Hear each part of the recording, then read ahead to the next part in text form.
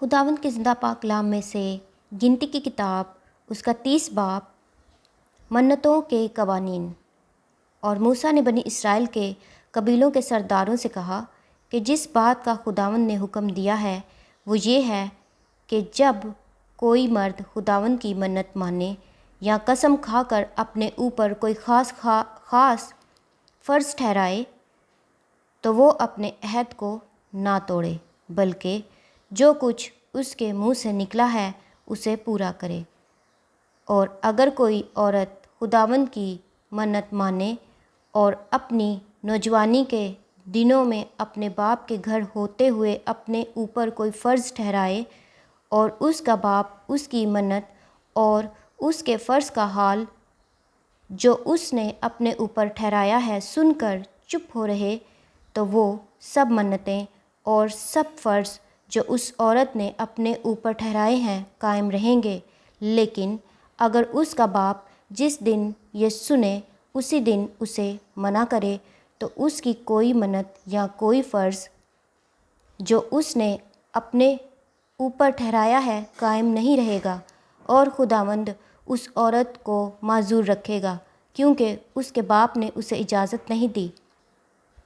اور اگر کسی آدمی سے اس کی نسبت ہو جائے حالانکہ اس کی منتیں یا منہ کی نکلی ہوئی بات جو اس نے اپنے اوپر فرض ٹھہرائی ہے اب تک پوری نہ ہوئی ہو، اور اس کا آدمی یہ حال سن کر اس دن اس سے کچھ نہ کہے، تو اس کی منتیں قائم رہیں گی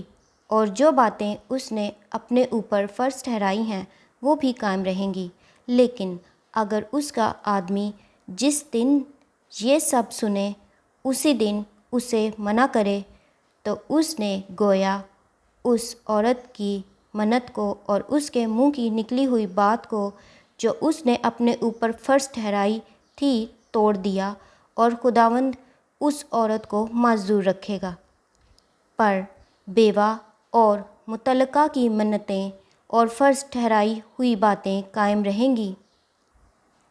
اور اگر اس نے اپنے شوہر کے گھر ہوتے ہوئے کچھ منت مانی یا قسم کھا کر اپنے اوپر کوئی فرض ٹھہرایا ہو اور اس کا شوہر یہ حال سن کر خاموش رہا ہو اور اسے منع نہ کیا ہو،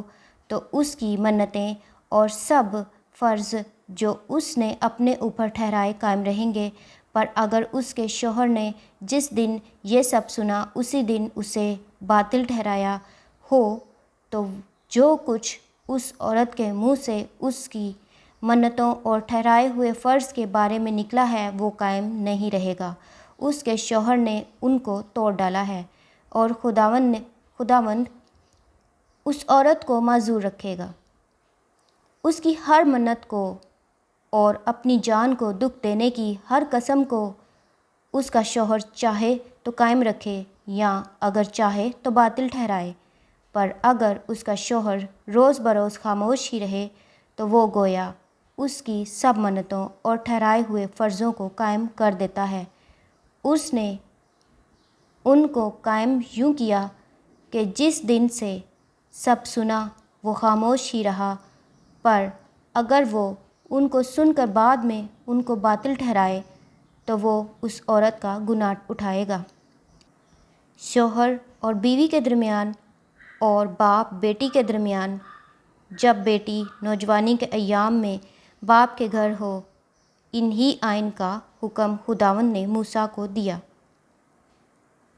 کلام مقدس کے پڑھے اور سنے جانے پر خداوند کی خاص برکت ہو۔ خدا کا شکر ہو، آمین۔